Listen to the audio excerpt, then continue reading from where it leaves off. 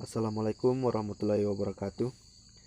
Kami dari kelompok 2 akan mempresentasikan hasil diskusi kami materi filsafat pendidikan yang berjudul membandingkan konsep filsafat pendidikan antara aliran atau tokoh. Langsung saja. Menurut Islam, pendidikan adalah corak hitam putihnya perjalanan hidup seseorang. Oleh karena itu, ajaran Islam menetapkan bahwa pendidikan merupakan salah satu kegiatan yang wajib hukumnya bagi pria dan wanita dan berlangsung seumur hidup semenjak dari buayan hingga ajal datang. Bagian A. Aliran-aliran utama dalam filsafat pendidikan Islam. Dalam dunia pendidikan Islam, terdapat 3 aliran utama filsafat pendidikan Islam, yaitu nomor 1, aliran konservatif dengan tokoh utamanya adalah Al-Ghazali. Nomor 2, aliran religius rasional dengan tokoh utamanya yaitu Ikhwan Al-Shafa. Dan nomor 3, aliran pragmatis dengan tokoh utamanya adalah Ibnu Khaldun. Bagian B, tokoh-tokoh utama aliran filsafat pendidikan Islam. Bagian 1, Al-Ghazali. Imam Al-Ghazali nama lengkapnya adalah Abu Hamid Muhammad bin Muhammad Al-Ghazali. Ia lahir pada tahun 450 Masehi, bertepatan dengan 1050 Masehi di Ghazaleh, suatu kota kecil yang terletak di Tus, wilayah Khurasan. Dalam kaitannya terhadap pendidikan, Al-Ghazali memberi pengertian yang masih global.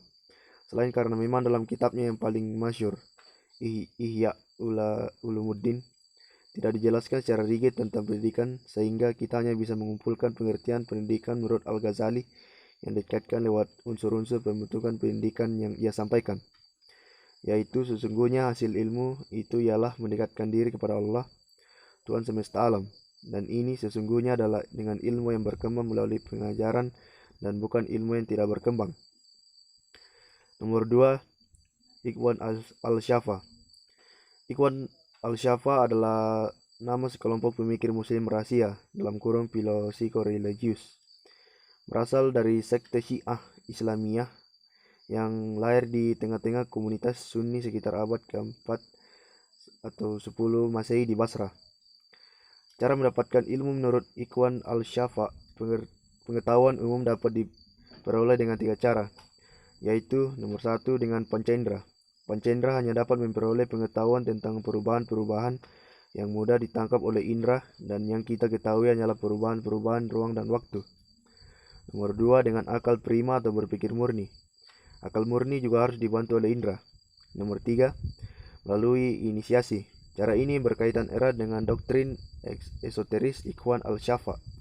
Dengan cara ini seseorang mendapatkan ilmu pengetahuan secara langsung dari guru, yakni guru dalam pengertian seluas-luasnya dan sedalam-dalamnya. Guru mendapatkan ilmunya dari imam dalam kurung pemimpin agama dan imam dari imam lain, dan para imam mendapatkannya dari nabi, dan nabi dari Allah, sumber ilmu paling akhir. Nomor 4, konsep imam ini disinyalir bahwa Ikhwan Al-Shafa mengadopsi konsep imam dalam pemahaman Syiah yang lebih menekankan pada sikap eksklusif dalam memilih imam dan dari sekelompoknya sendiri. Nomor 3, Ibnu Khaldun. Ia adalah keturunan dari sahabat Rasulullah SAW bernama Wa'il bin Hujur dari kabilah Kindah. Lelaki yang lahir di Tunisia pada 1 Ramadan 732 atau 727 Mei 1332 Masehi dan wafat di Kairo, Mesir pada saat bulan suci Ramadan, tepatnya pada tanggal 25 Ramadan 808 atau 19 Maret 1406 Masehi.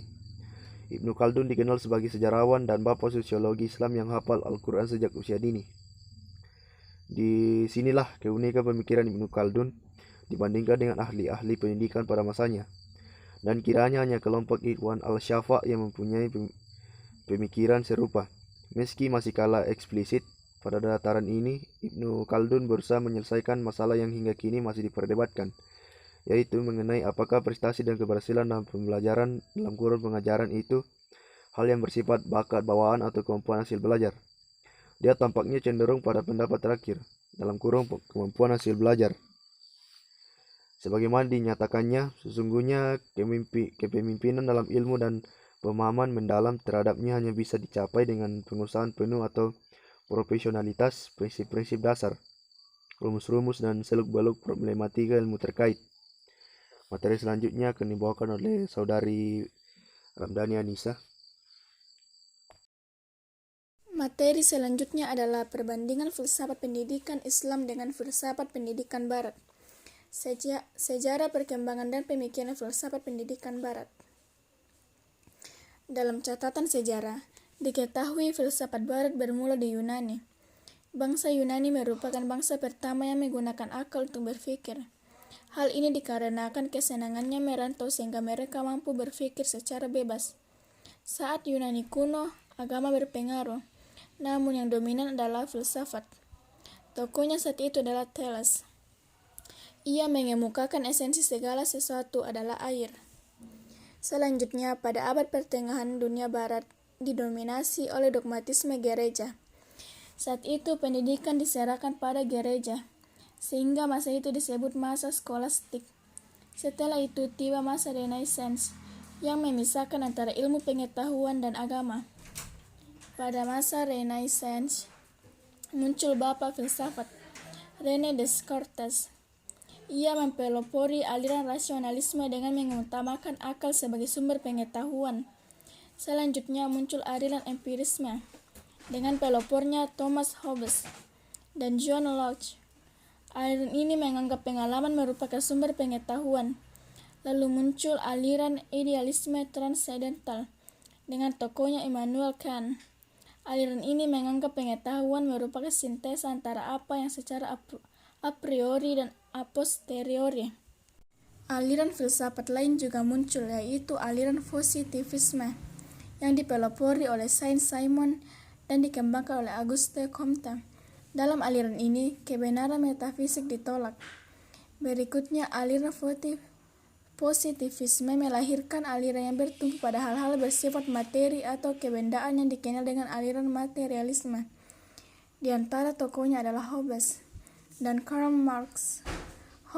Karl Marx memiliki pandangan bahwa kenyataan yang ada adalah dunia materi dan manusia memiliki kecenderungan untuk berbuat dikarenakan faktor materi. Oleh karenanya, pendidikan bertujuan meraih kesuksesan di dunia. Education was highly regarded as the means to worldly success. Menurut Uyo Sadullah, implikasi aliran ini dalam dunia pendidikan adalah gerak pikir di dalam otak merupakan hasil dari peristiwa lain dalam dunia materi. Segala tindakan manusia pun dipengaruhi oleh materi di sekitarnya. Konsep ini didukung oleh aliran behaviorisme dalam bidang psikologi dengan teorinya conditioning theory. Teori ini menjelaskan tingkah laku manusia merupakan respon terhadap stimulus yang ada. Perkembangan selanjutnya berkembang aliran-aliran filsafat yang kita kenal saat ini disebut filsafat pendidikan modern. Beberapa alirannya sebagai berikut. Yang pertama adalah aliran progresivisme. Merupakan pendidikan berpusat pada siswa dan memberi penekanan lebih besar pada kreativitas, aktivitas belajar naturalistik, hasil belajar dunia nyata dan juga pengalaman teman sebaya.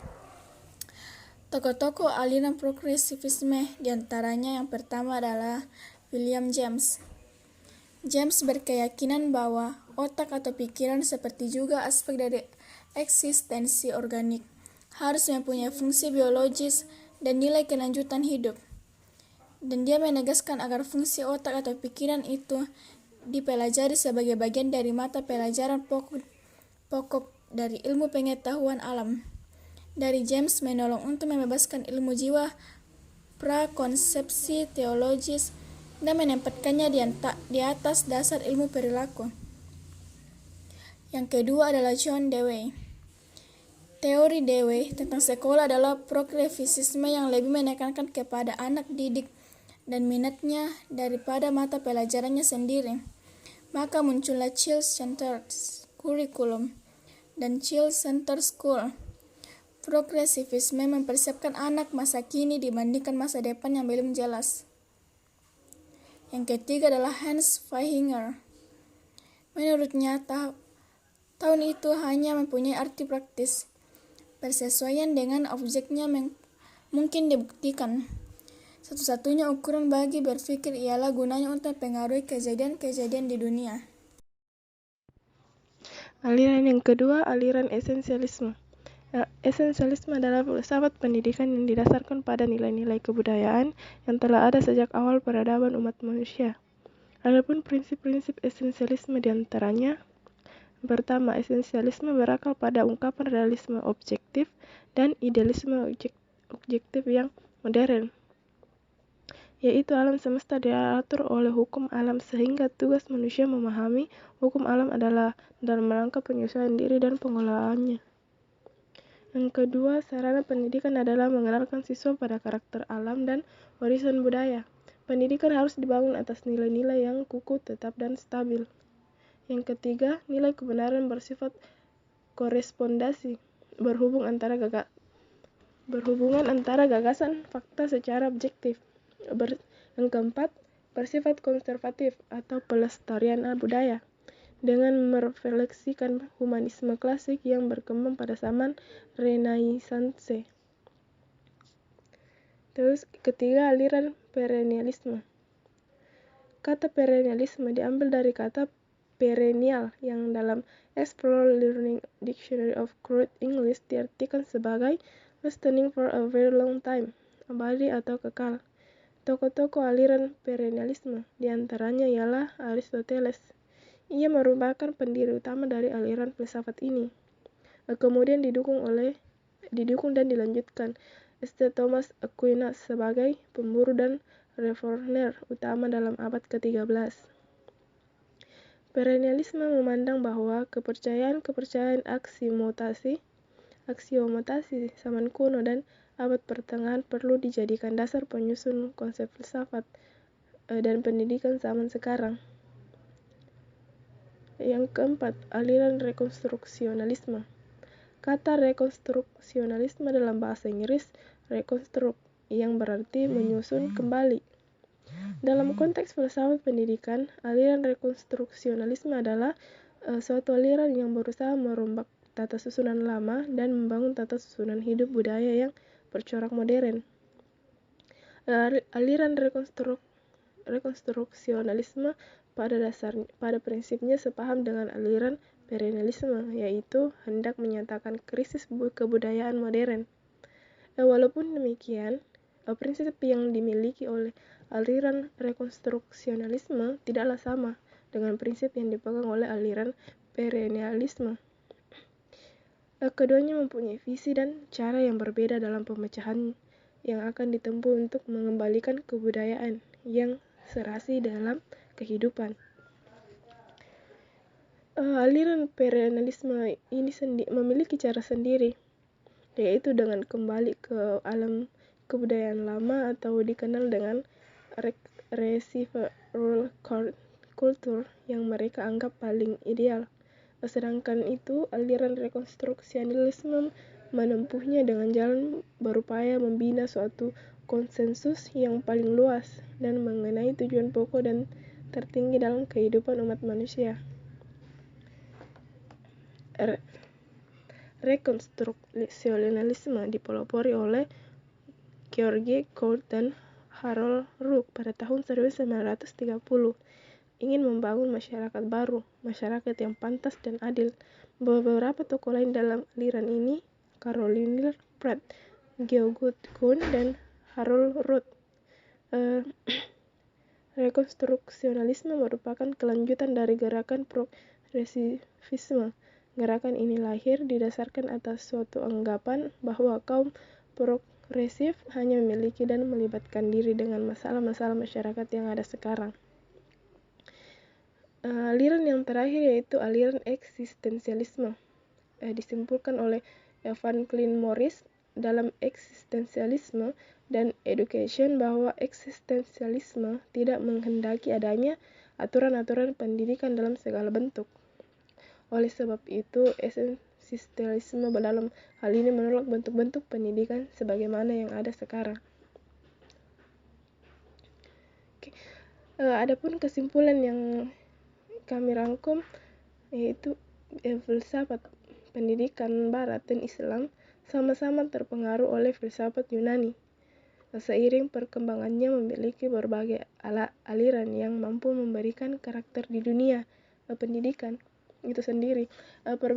Perbedaan yang sangat signifikan antara keduanya adalah filsafat pendidikan Islam merupakan proses investasi kemanusiaan yang mengandung nilai ibadah, sedangkan dalam filsafat pendidikan Barat hanya mengandung proses kemanusiaan dan tidak bernilai ibadah. Namun terlepas dari perbedaan tersebut, baik pendidikan Islam maupun Barat, keduanya menjadikan manusia sebagai objek sekaligus objek pendidikan, menjadikan subjek sekaligus objek pendidikan, sehingga saat relevan jika pendidikan harus dilakukan sepanjang hayat manusia. Long life education. Mungkin itu saja presentasi dari kami tentang demokrasi Pancasila. Assalamualaikum warahmatullahi wabarakatuh.